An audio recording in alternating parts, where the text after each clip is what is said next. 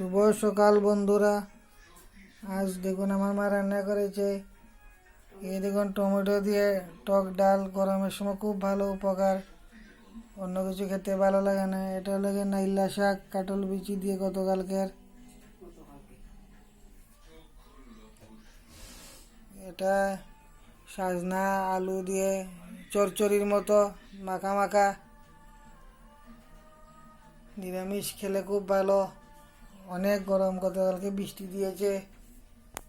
এই দেখুন কুকারে ভাত করেছে। এখন কুকারে বেশিরভাগ রান্না হয় কম সময়।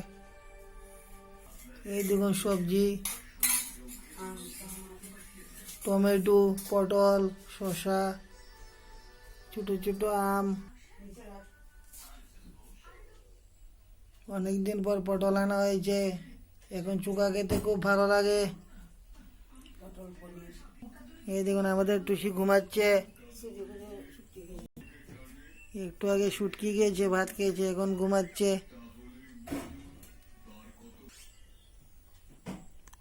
ধন্যবাদ।